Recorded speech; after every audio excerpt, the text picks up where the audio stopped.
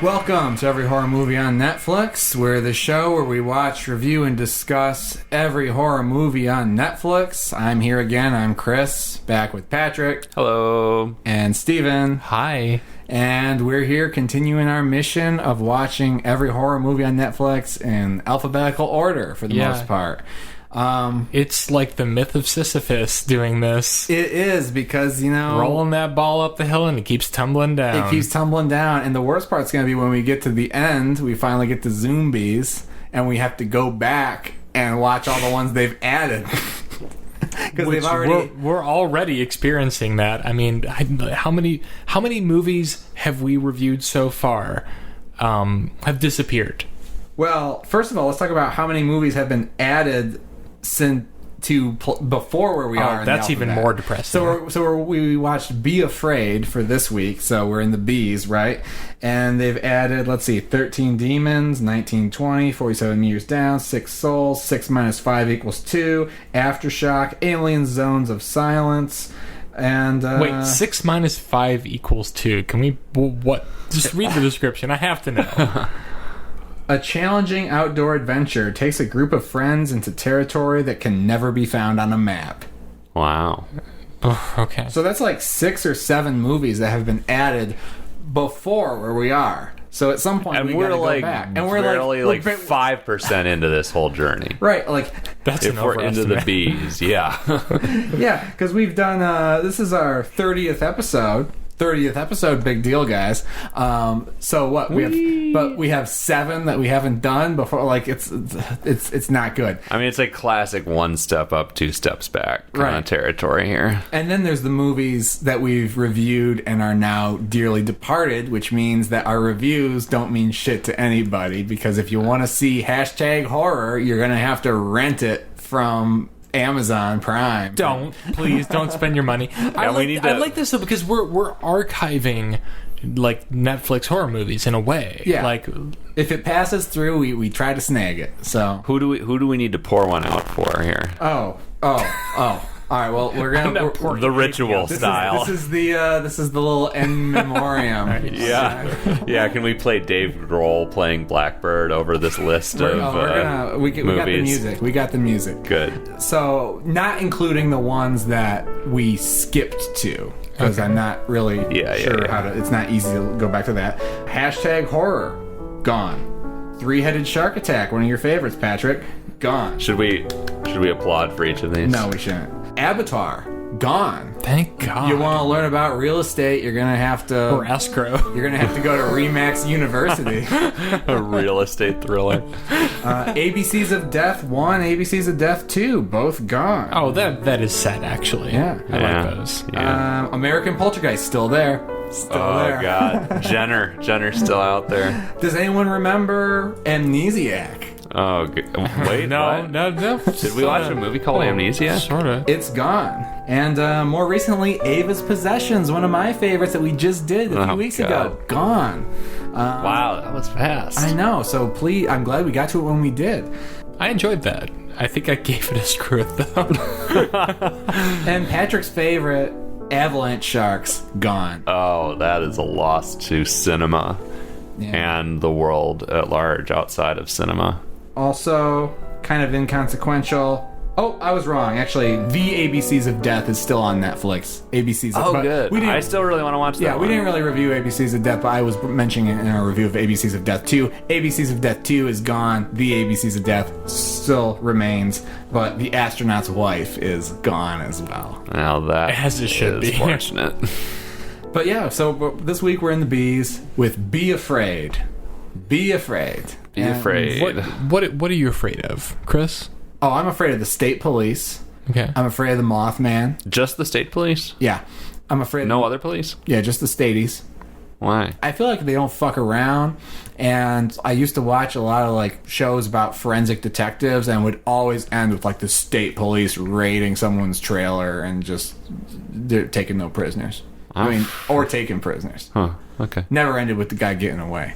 All right. I don't know. State police, kidney stones, and the Mothman are my major fears. What about you, Steve? What scares you? Failure. Patrick? That was fast.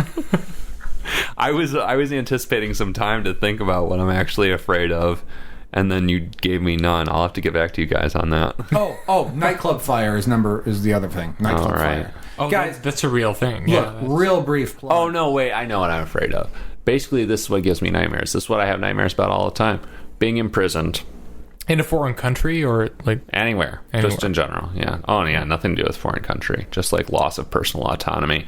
And related fear, living with my parents again. Ooh. Basically the same thing. Oh man, I've lived it. It's scary. It's real scary. Did you be afraid?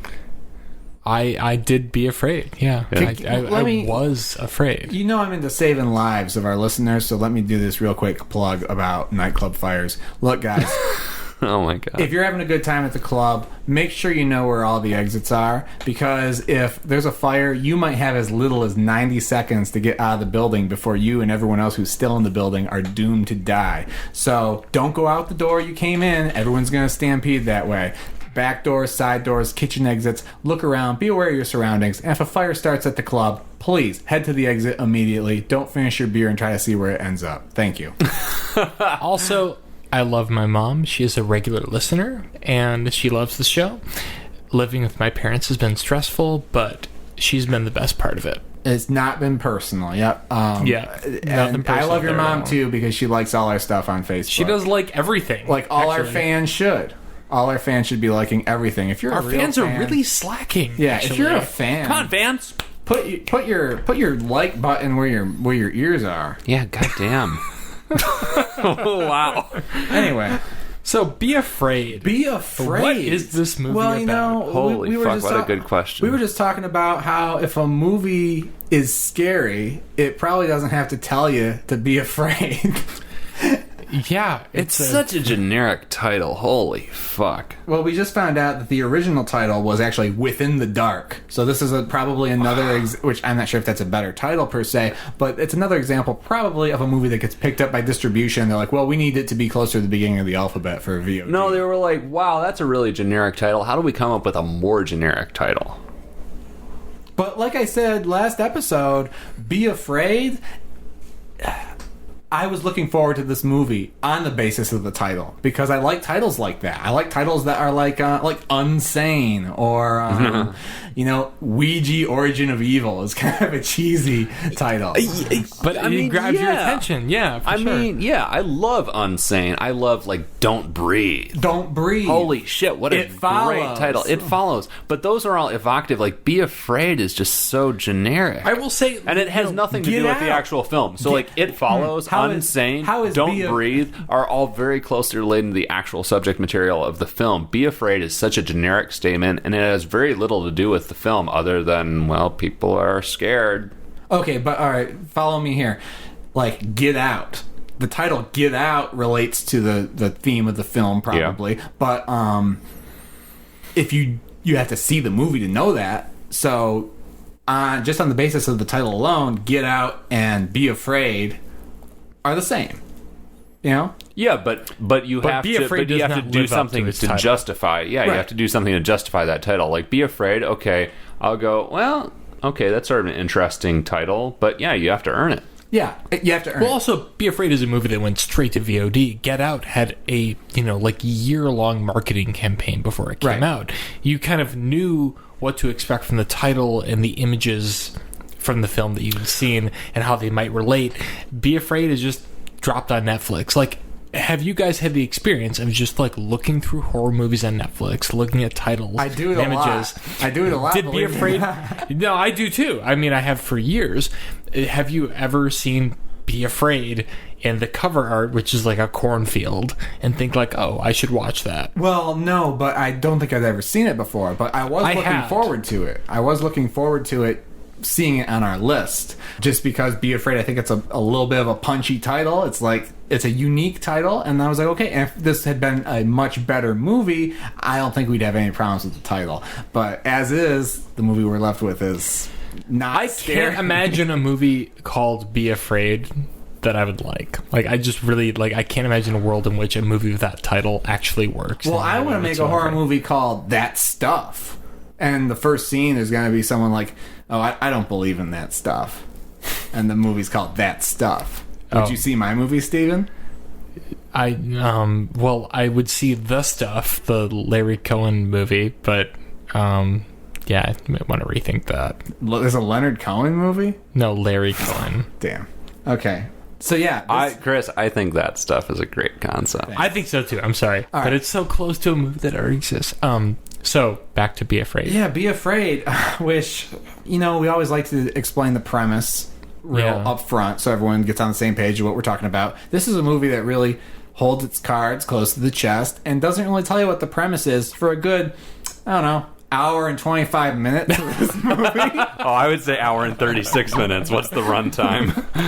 Well, in a nutshell, this is a sleep paralysis movie. No, I reject that. I see so many synopses that explain that as the central concept of this, and that's so incidental to the actual plot, in my opinion. No. I'm sorry. I mean, I just shut down your opinion I totally and the agree. opinion of whoever wrote the synopsis for Netflix, but I think sleep paralysis has so little to do with what's actually going on in this movie. The thing is, the element of sleep paralysis is evident in the film, like, very early on, but it's handled so poorly that you don't realize that really is, like, kind of one of the key components. Well, listen, where is it?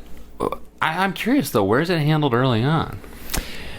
I think most of the horror comes from sort of, like, dream sequences that you don't realize are dream sequences because it's so poorly put together. That was my experience, anyway. I can think of 3 sleep paralysis scenes. One of them comes probably 20, 30 minutes into the movie. And it's so incidental. Mostly it's a shitty and very racist family drama for like an hour. Racist. I don't know about racist. Okay, well, I'm curious. Here's what we need to know. We need to know if that's that guy's real voice or not. There's that no fucking way. He's been in other films too. Is that his voice? I think so. Really? I think, then that's fine. I don't think there's necessarily any racism in this movie. That scene, though... We should explain what we're fucking talking about. Hold on here for a second. Before we do that, that scene where the kid is down by the pond and the African-American man who we are told to be afraid of from the beginning scene, his dad and the older son come to find him, and the son is carrying a rifle. Yeah. Oh, that is... And they scared him off. He has done... Like, that man has done nothing but be there at that pond. That's true. And they frightened him off with the rifle. And not only do they point a rifle at him, but as soon as they see him, they say, go call the police. Yeah. Without even talking to him, without knowing... I mean, they've moved to the neighborhood. Nothing offensive happening. So, it's just, this kid is at the pond. There's a black man a few feet away from him. They call the cops... Gun is aimed right at his head. It's the gun, though. Like, they bring the gun before they even know what's happening. That's the most. Why do they do thing. that? I know, but that's just shitty writing. That's not necessarily the characters responding to the presence of a black man. No, that's just shitty writing. It's just like, oh, well, let's give them a gun because they think something's wrong with the kid. They don't know what's happening. No, all the kid did was wander into the woods. Why would they bring a gun? It's baffling. As is pretty much the whole movie. The race of that character is incidental and arbitrary to that scene. But it comes up later. It comes up later that there might be racism in the community. Yeah. But I think it just kind of resonates in a difficult way to see that kind of scenario play out, knowing how that kind of scenario plays out in real life. But I don't think it's necessarily a racist movie. But that is I did notice that in that scene. I feel like the writer-director of this movie has some issues to work out within himself about race. Well, this is a very conflicted movie. I think it might just be a creative team that doesn't consider race in a three-dimensional way. Yeah. Can we explain what we're talking about, though? Because no one gets what the fuck we're talking about right now. That's right. True. Well, the movie opens with like a cold open where there's a black family and there's a girl in bed, is she even afraid of anything? Is she having a nightmare? I think everyone's okay except the father, who's going batshit. Yeah. And he has this comically gravelly voice, and he's a very large, just deep. This is a good place to drop in a clip of this guy's voice, because it has to be heard to be believed. If you took like Captain Beefheart's like deepest, he has 4 octaves. If you took the lowest octave and like slowed it down as far as you possibly could, it would sound like this man. I really don't believe that's that man's real voice. It sounds. It is. So it is. Well, that's so amazing to me. Well, we'll play a clip of this scene. This is the first scene of the movie where basically he's convinced that something is coming for his family, and he's got the shotgun and he's about to go out and protect the family. Look, are you even listening to me? No, I'm not. Look, there's no power because there's a lightning storm. It's from the mountain. You are protecting the family. What are you doing? Baby, are you listening to me? They're coming. You're scaring Amstein. Just stop it. Who's coming? Don't get out of bed, Em. Stay in your room. No. You're not leaving this Get out of house. my way. You're not leaving this house. Not with Get this. out of my way. Not with this. You're not leaving. Get out of my way. Hey! So just high drama all around, and then while he's gone, being stalked by some weird shadow person in a cornfield, his daughter's room locks. Yeah, the mom is trying to get in. The dad comes back. They go into the room. The daughter is gone. Everyone's horrified. Opening title, Be Afraid. Yeah, and actually, at that point, I was in. I was like, "This is like an X-Files cold open." I'm transfixed. It did feel very made for TV. That was probably the high point of the movie for me. And that first 2 minutes. It's very well produced too. You know, the production values in this movie were pretty great. They're decent, yeah. So yeah, no problems there. Cut to 4 years later, we meet our. Is it that late? Yeah, supposed protagonist, who's a surgeon who just moved to the country from the big city, and he's brought his family. He's brought his wife, who's the poor man's Olivia Wilde, or Wilde. How do you pronounce her name? Definitely Wilde. Wow. Poor man's Olivia Wilde. And their adorable son, who's like 5 or 6 or something. I don't know how old kids are. And well, that's, you know, it's kind of weird because they play games with the kid's age where it's like he's old enough to ride his tricycle around the neighborhood unsupervised, but not old enough to where the parents believe him when he says there's a guy in my room. So I thought that was odd. Yeah, totally. Anyway, so it's the 3 of them, and they're really quickly joined, like the next scene, by the teenage son of the surgeon, but not Olivia Wilde. It's a son from a previous marriage. Right, it's her stepson. Who is just dropped out of school. And so now he's just going to hang around the house for a bit. And so that's the good family, and I think they're living in the same house that the black family occupied. No, Okay. No way. I'm different wrong. house, same town. I expected it to be the same house. The way things play out, I thought like, the house is the source of the haunting, but no, we'll get into it. Not at all. So they're all living there and again used to the neighborhood. You know, it's a setup you see in a million different horror movies. And in fact, there's a setup you see in one specific horror movie because the kid is riding his tricycle around. It's the exact same fucking shot of the kid riding the tricycle from The Shining, which still looks cool. It still looks cool, It but doesn't it's like look great. It looks very like low res and like just kind of weird. It looked really good to me. I thought it looked great, but at the same time, I was like, this is the exact same shot from The Shining in the sense that you are showing me the exact same visual of a kid on a big wheel tricycle from a low angle. And it's not the kind of movie that can really get away with that in terms of homage, right? Right. No, it's not. And the house that they're living in looks like the house from the original, I think, Doubleday cover of The Shining that came out. Like, it's just like very obvious Stephen King homage that like is not deserved. No. At all. No. And again, you know, I want to describe a premise here, but it's just the premise is so nebulous. Is that the right word? Sure. Yeah. Sounds good. Is it sleep paralysis? I don't think so, but yeah, there's parts of that. Is it? It is. I mean, he's sort of, not really. Is it ghosts? Is it boogeymen? Is it magic kids, shapeshifters? There's so many irrelevant characters. There's just, oh my god, it's just like throwing a little bit of everything. It's a fucking grab bag. Here's a list of movies I thought of while watching this. Oh yeah. The Babadook. Okay. We've got The Hat Man. Okay. Yeah.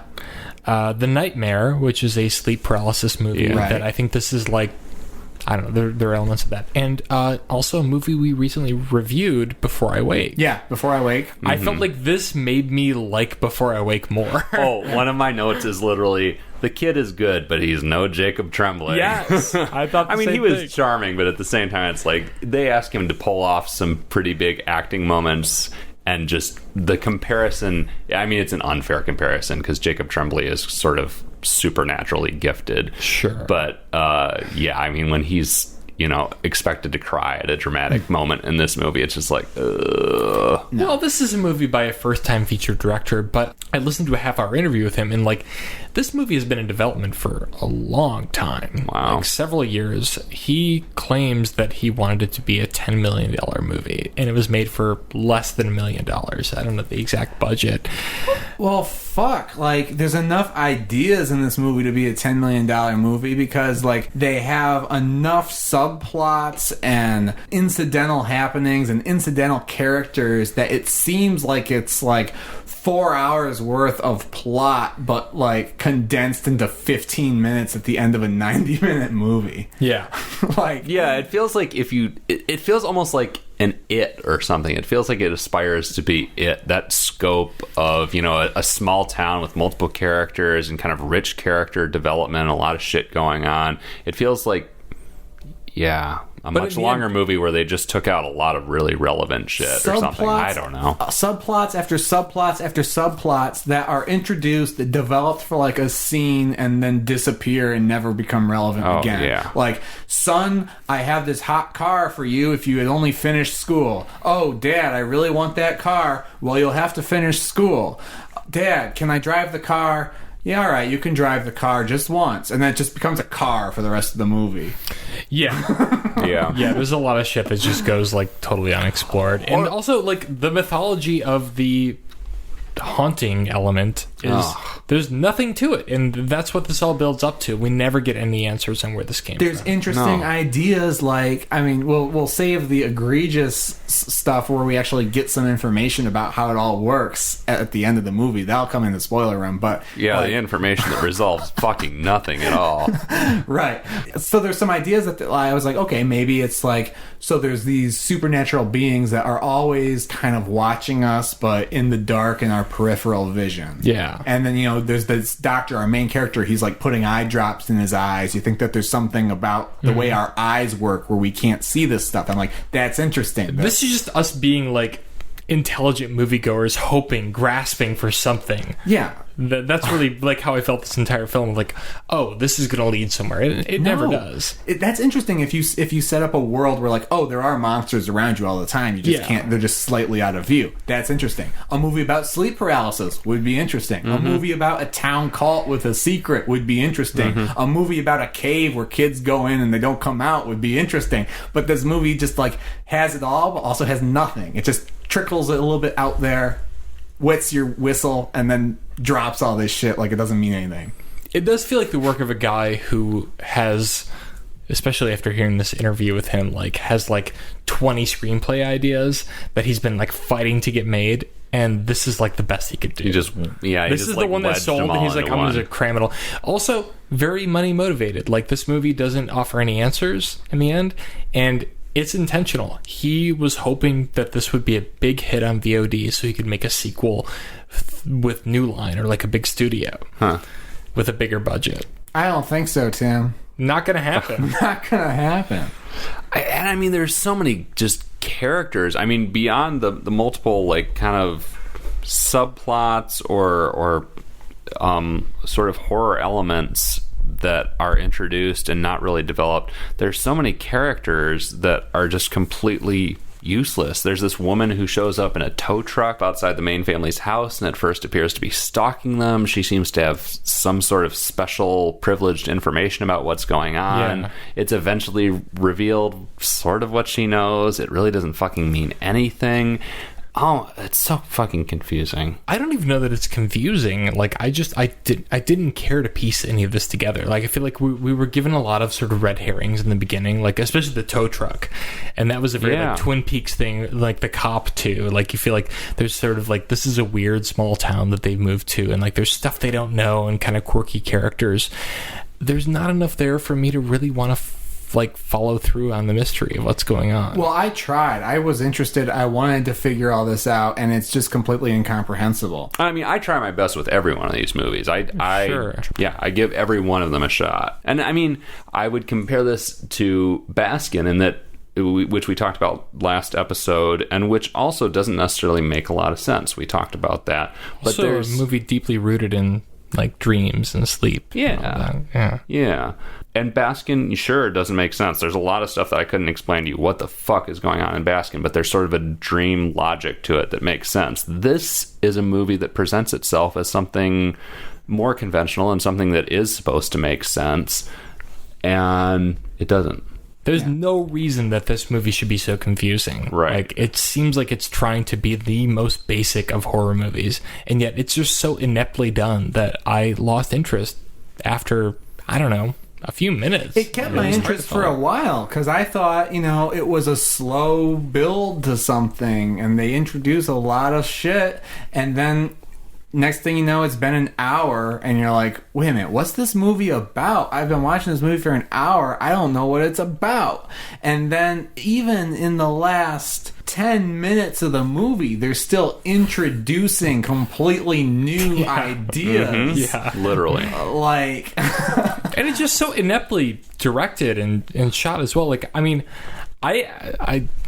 a character kills himself. He blows his head off with a shotgun in this film. Right. And my first instinct was to laugh. Like, it was like the whole scene was so ridiculously shot and edited and acted, and I cared so little about the characters that I actually went, ha, when that happened. I should not feel that way. You're right. I didn't laugh, but I was not affected at all. I was like, oh shit. That was like what I said.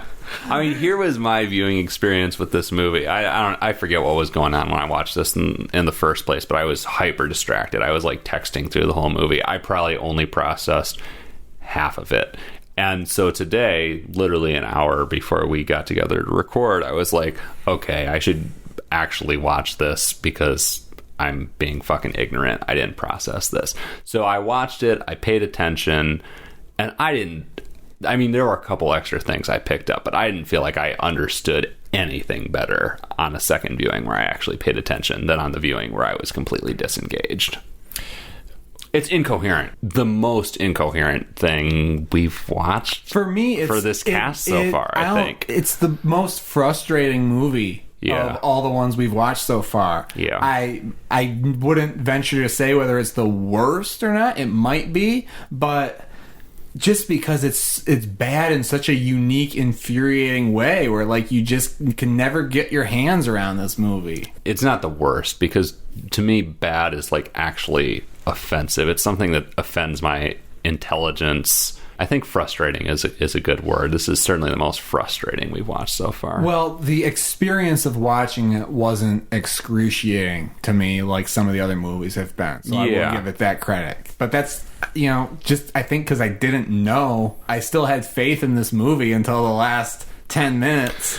I think it's frustrating because there are a lot of things about it that are actually good. Yeah, sure. Really? I mean, Sure. Oh, I'm so curious.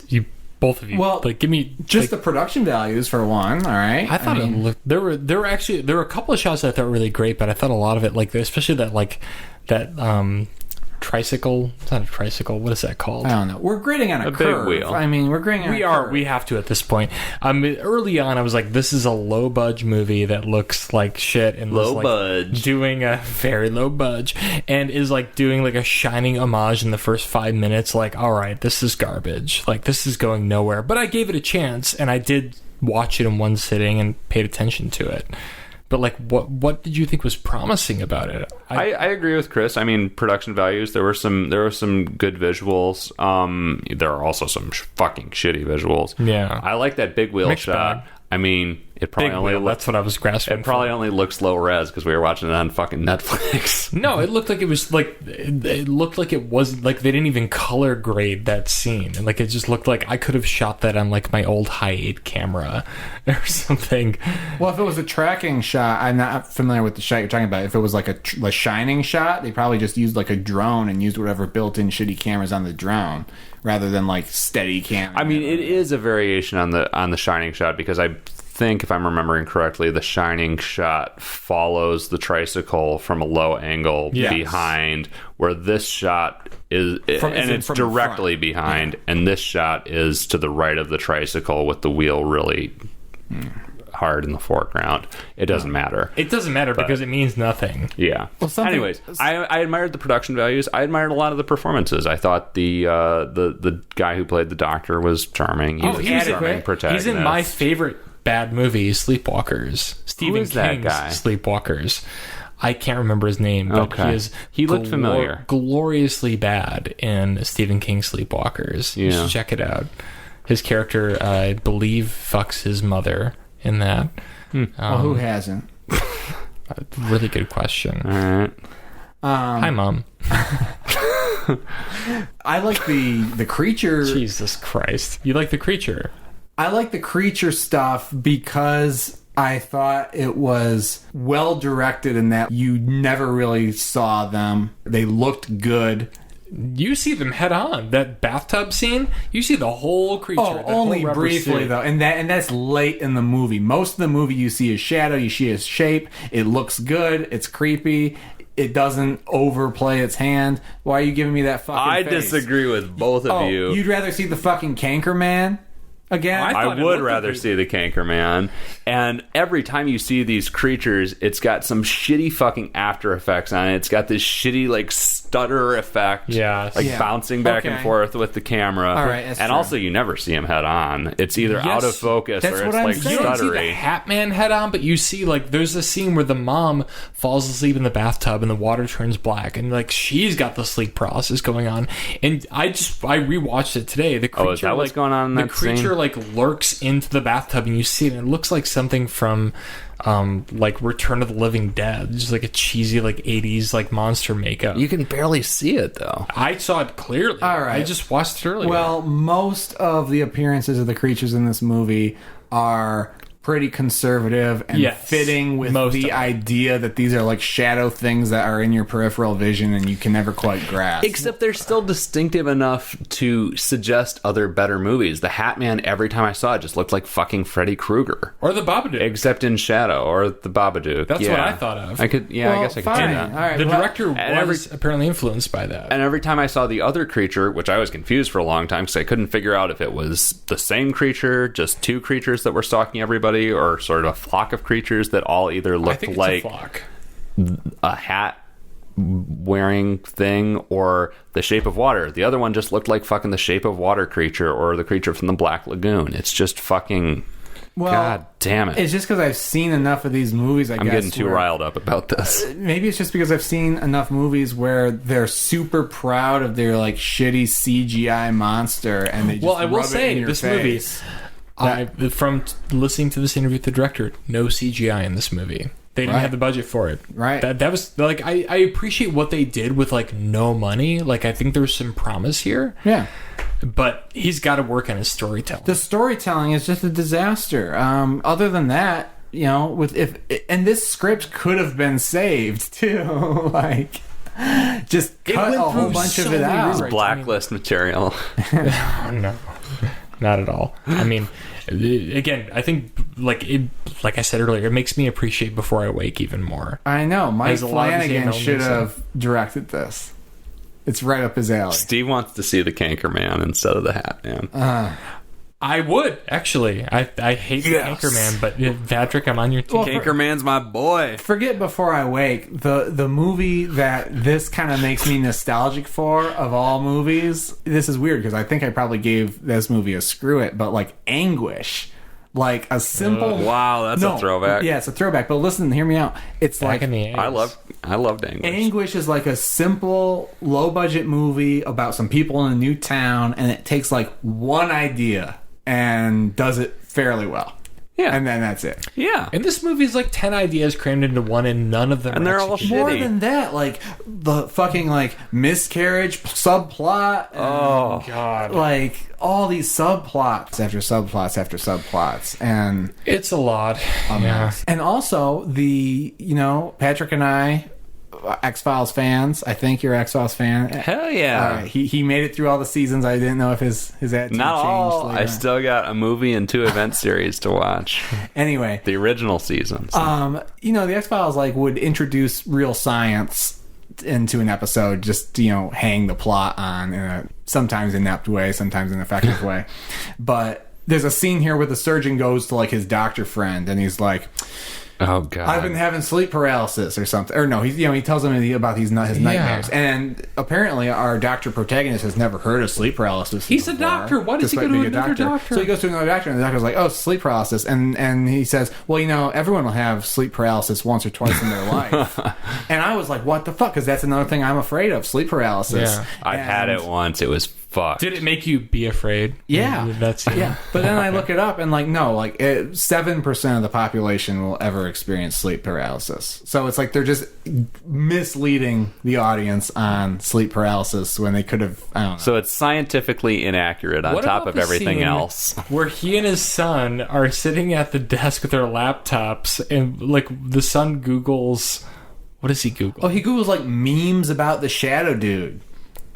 No, he Googles like Neuroscience. Neuroscience. And he's like, right. Dad, type in neuroscience. And the second website rank. says, what is neuro? Yeah, and that's how they find out more about sleep paralysis. And it's But they find Hypnagogia, aren't there shadow Hypnagogia. person memes? Well, so this Well, movie, not I will say, memes. I listened to an interview with the director earlier today, kind of passively, because he sounds like kind of a chotch. He apparently has had a recurring nightmare about a shadow man with a hat, since he was a kid. And he looked it up, and it's a thing that has been going on for centuries. It's kind of a fuck. Slender Man sort of thing. Oh. So I'm chilled right now. Yes, I'm more freaked out than I was by anything in the whole Make fucking the movie about that. Holy that shit. was the idea. I also kind of don't believe him based on the way Doesn't he presented matter. it. Doesn't matter. But that would Urban be a better legend. movie if that's all it's about. But that's the Babadook. The Babadook exists. We don't need Be Afraid. That did it well enough. But I mean, Man with a Hat is so generic. That has surely been done before the Babadook. It's fucking Sure. Johnny Cash. I mean, if we're talking about the genre of Man with a Hat, Freddy Krueger, and I'm sure Indiana a million Jones. things before that. Yeah, Indiana Jones. Yeah. God. Well, Good, the bad, and the ugly. I mean, Yeah. I don't want to slander the director too much, but I feel like it's hard to make a movie. I don't think we can slander him enough. Well, I don't think it's. I think don't want to dogpile on him, but yeah. I mean, let's look him up. Maybe he's an Adam Mike Wazowski.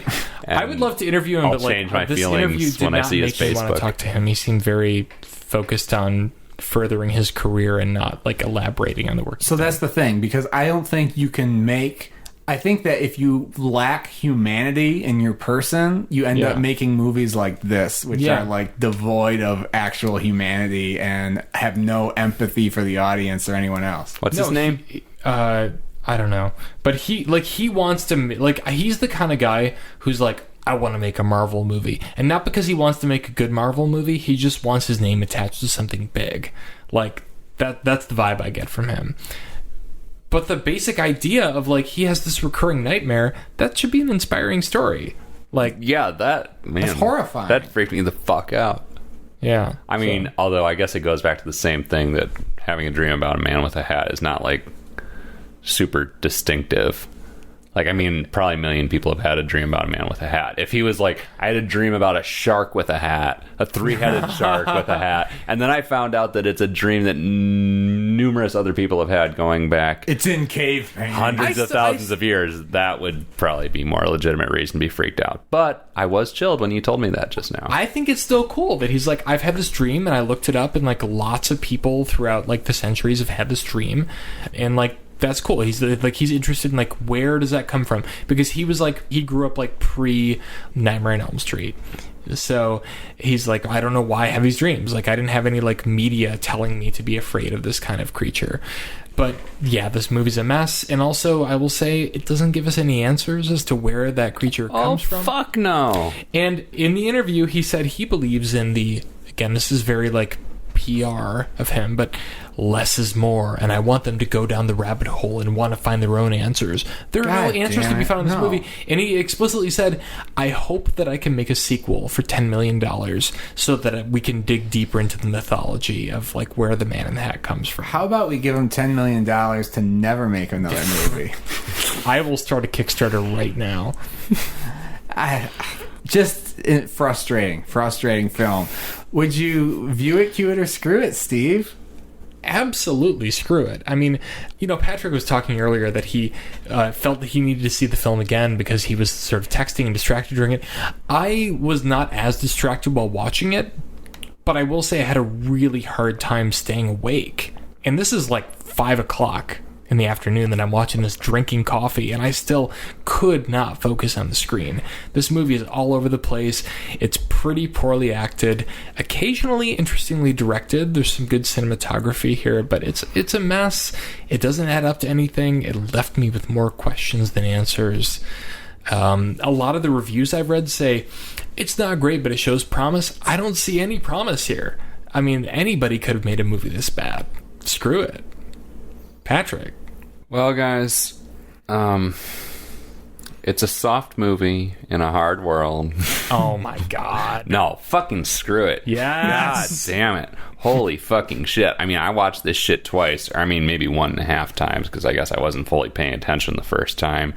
Poor you. God damn it. Screw it with prejudice. I mean, like I said, I mean, there are individual elements of it that I appreciate, but the final product is just so incomprehensible and so incoherent, and holy fucking and shit. that ending, which we'll get into. Yeah, we're going to get into still some more of just how fucking little this movie delivers on all the shit it tries to set up. Yeah, I've seen the ending of this now. I mean, I've seen the movie itself twice. I've seen the ending 4 times, maybe 5, because the first time I saw the ending, I was like, wait, what the fuck just happened? I ran it back and watched it at least twice. Screw it. Screw it, screw it, screw it. Chris. Yeah, screw it. Fuck it. Damn it. I think someone might be interested in watching this. I kind of want our listeners to check this movie out just because I don't think we've adequately described it and kind of the unique way it's frustrating. I mean, this isn't a movie like American Poltergeist where it's just the quality is poor and scene to scene it's just poorly done. Like, scene to scene, it's okay, but yeah, but the scenes don't add up to anything, and it's all over the place. It's just so frustrating. And the thing is, like, we could sit here and nitpick individual plot lines and individual scenes for 3 hours, and there's just so many ridiculous setups and ridiculous conversations and all this stuff. Like, you could just spend all day mocking the scenes, but yeah, I don't even want to do that. It's not so bad it's good. It's so bad it's just bad. And I think, like I said, I think that there could be a good movie in the script to be mined out, and if you threw away 75% of what's there and focused on some of the interesting ideas that they mention once and then never bring up again. But until that day comes, screw it. Do we still do with prejudices? Yeah, they're optional. Yeah, you can screw it with prejudice. I screw things with prejudice if I have animus towards the production. Like, if I think they did something wrong. Would anybody have a with prejudice for this one? No, I mean, it's just kind of an innocently bad movie. Yeah. Okay. But if he makes another movie this bad, with prejudice, absolutely. After learning more about him. If he makes a movie this bad that costs $10 million, with prejudice. I'm towing the line between screw it and screw it with prejudice. I'm right there. I'm going to stick with screw it, though. All right. Well, we're going to get into that ending in a minute. We're going down to the spoiler realm. We're going to see if there's any shadows or shapeshifters down in there. If you want to come with us, we'll see you soon. If you're too afraid, you can go watch Be Afraid and find the answers for yourself. If you're too afraid, then screw you with prejudice. Whoa. Don't wear a hat if you come down, because it's dark and we might get creeped out. We'll shoot you with our rifle that we bring up several times and then never fire.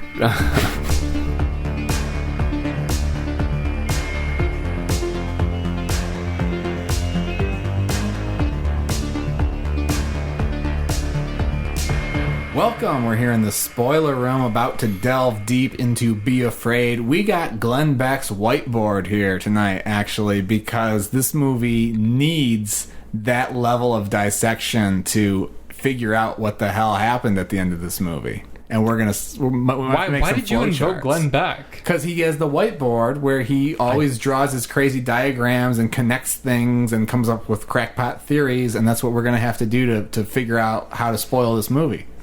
I don't even care to theorize about this movie. It is just pure and utter bullshit. Even Glenn Beck couldn't figure out what the fuck was going on with this movie. Not that Glenn Beck can figure out fucking anything in the first place. This movie doesn't beg you to figure it out. It does beg you to be afraid, but that doesn't work out so well. But like, it just kind of unfolds with its own logic. It's like Jeb Bush saying, "Please clap." All right, how do we talk about this? Where are we?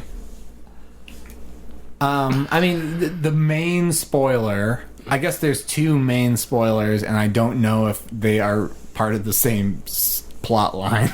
One of them is the sheriff who's been vaguely up to no good the whole movie. Sure, he looks like a low rent Loudon Wainwright. Yeah, he gets called out for being up to no good a few times, and he's like, "I don't like the way what you're insinuating," and then.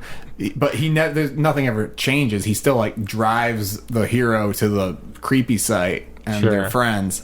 The cave. Anyway, the cave. Yeah, that's the epicenter of the shadowy stuff, right? So I feel like our description of this episode has been appropriately as incoherent as the movie itself. We're doing our best. If you don't like it, fuck you. Go watch the movie by yourself. I mean, we really haven't, but I mean, look, there's a cave. There's shadowy stuff. There's shadow figures in there, and they want Dr. Chambers' son for reasons unknown. Dr. Chambers, yes. They want children, adult. They want everybody. There's some, but they pick one at a time. So initially, and we don't know why. They take the young African American girl at the beginning of the film, and she comes back as a ghost to lure Dr. Chambers' son to the cave so they can claim him. And is it her? Is it a shapeshifter? We never find out. We don't know why they want kids. We don't know where they come from, how they wound up in the cave, why people in the town are protective of them, or of the secret about them. So, like, none of it adds up to anything. So the first twist, sort of, is that there's a supporting character who's like a love interest of the college-aged son who dropped out. Who dropped out. And great performance, by the way, really captivating. By Ben or Nikki? Oh, Ben, just like everyone with such expertise. I really believed his desperation. No, he's fucking terrible. Anyway, worst part of the movie. True. Anyway, so his supposed love interest. Why do you say supposed? Just because it's not developed. In a way, it's one of the better developed things to me, because she gives a decent performance. She seems like she's actually into him. Sure. I mean, he's a fucking block of wood, but they're at least as wood indeed. They're at least as compelling together as Olivia Wilde and the husband. She apparently has a flashback and realizes that, actually, when I was a little girl, I was abducted by shadow people in the cave, and I came out of it. But let's go over how she comes to that flashback. Well, like I said, we could nitpick the individual scenes all fucking day. This particular scene is so fucking bizarre and egregious. Well, they've arrested Ben. For reasons we don't need to get into. They've arrested him. He's at the police station, or the sheriff's station. She's actually the daughter of the sheriff. So she's there because she was with Ben when Ben was arrested, and she's the daughter of the sheriff, so whatever. So she's like in the lobby of in the police work area. And there's like police cadet who is supposed to be watching her, who's like playing some game on his phone, and she's like, I need to check my Facebook. And he is so delinquent in watching her that she could pretty much do whatever she wanted without saying a word to him, but she's like making excuses to him to like explain why she goes on the computer, like, oh hey, I need to check my Facebook. It's been too long, and so like she knows the password to get onto the police computer. Bother me. I guess because her dad, but she knows her dad's password. That doesn't make any fucking work sense. Computer, sure, I'm okay. That's not the biggest problem with this movie. And so then there's a lot of bad screenwriting. Like, why do we have to nitpick this? Why can't I fucking talk about it? You guys just keep shutting me down. I'm trying to describe a scene that just blew my mind in terms of how bizarre it was. We're walking into a 2-mile cave, but let's keep going. It's not. You guys keep making it more complicated than it needs to be. All right, keep going. Continue. So she Googles herself basically on the police computer and comes up with a missing persons report and has a sudden flashback to her dad like carrying her into the woods. Carrying her out of the woods after she was taken by the shadow people. And so she has a flashback prompted by why? We don't know. I don't know, but she has another flashback. What prompted her to look herself up on the computer? I guess there was is my some question. Missing kids, so she was like, "Well, why don't I just Google missing kids on the police computer?" I don't know. It's a mess. But it's treated as kind of like the key, like the turning point to all this, because she then confronts her dad about it. The editing is ridiculous. It's like a montage. It's like the silliest thing. And this is like 10 minutes from the end of the movie, and this is when they introduced that, like, oh, there were 2 other boys who have been missing this whole time that we've never seen before. Yeah. And I guess the idea is the sheriff like traded these 2 boys to get the daughter back.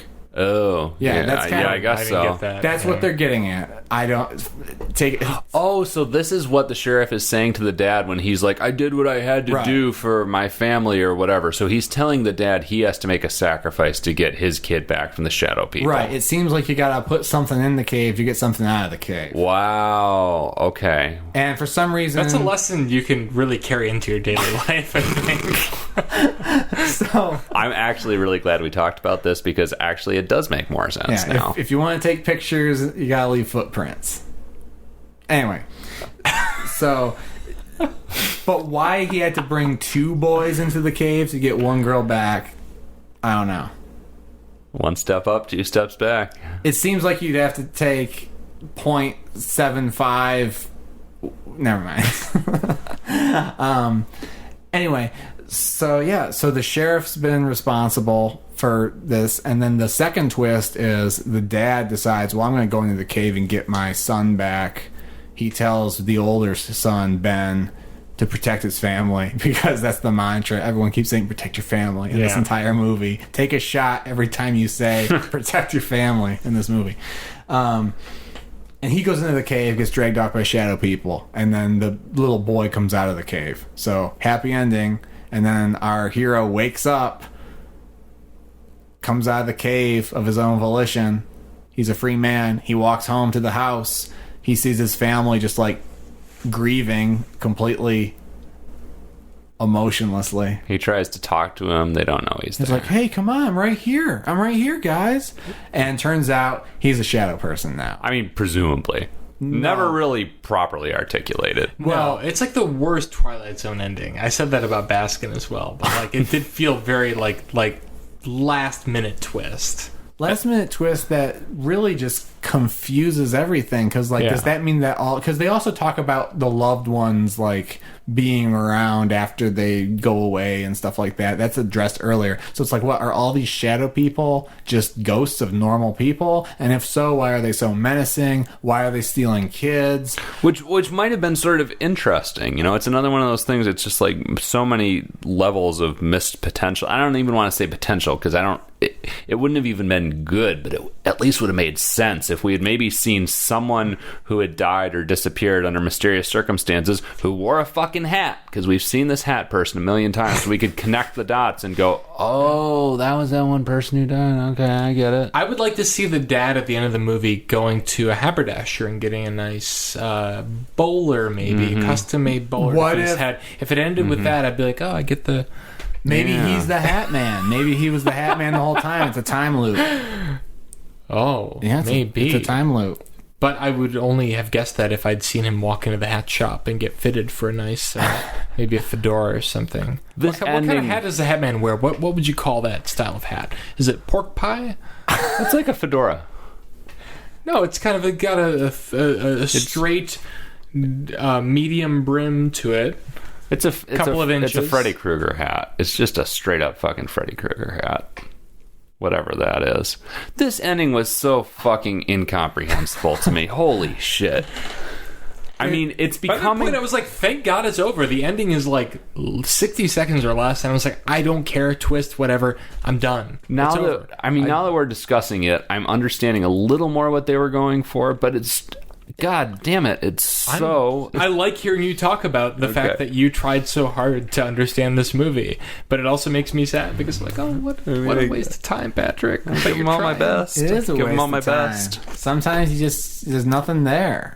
And we're not even adequately conveying the layers of bullshit. Ineptitude. Like, it's on every level. They're still going hard with the subplots and the, like, tertiary characters and stuff in the climax where he's going into the cave. And, like, because the tow truck woman comes back. Becomes relevant again. I love that shot of the tow truck, like, coming down the dirt road. That was beautiful. That's the highlight of the movie. Just a truck in the woods. When there are no people on screen, this movie's great. There's a horror movie title that I'm down with. Truck in the Woods. And the miscarriage, the wife has a because she had a miscarriage, and they're early on. The hero, she can't get a break. The hero's like, hey, we're not going to lose this one. And then, like, she has a miscarriage because she freaks out because the boy, like, went into the woods again. Oh, my lord. That reminds me of the fucking scene where she's in the bathtub, and Steve brought up, I guess she has sleep paralysis. She falls asleep in the bathtub. Is that what we're supposed to Because the water turns black. And she drowns. And the shadow people come for her. She drowns. She's completely passive as the shadow people attack her. She drowns and then mysteriously comes back from that. She's resuscitated. None of this stuff. I actually should have done this. I don't know. It would have been a huge waste of time. But I thought about just making like a beat sheet of this movie of like what every scene in this movie is doing or accomplishing, or how is it progressing the plot, or why do these scenes exist, and just see what kind of like slapdash bullshit this is. Because it's like every scene is just like progressing a subplot to no end. Yeah. Put that on the whiteboard. Yeah. I will say the director has said that since he made this film, he has, and I swear to God, not exaggerating, we should link to this interview in the show notes for people who are interested.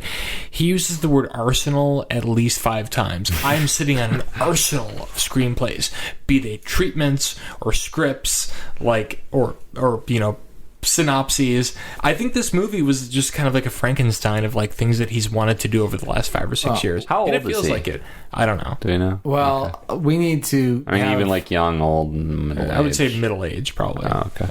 There needs to be serious disarmament talks with this guy. Well, that's all I gotta say about that fucking Rocket Man. I guess That's what we can call this director. What are we watching next week? Well, that's a really good question. I have no idea. Well, let me tell you. Please. I'm actually super excited. I mean, I think I said that last time, but Be Deviled is next on our list, alphabetical order. Be Afraid, Be Deviled.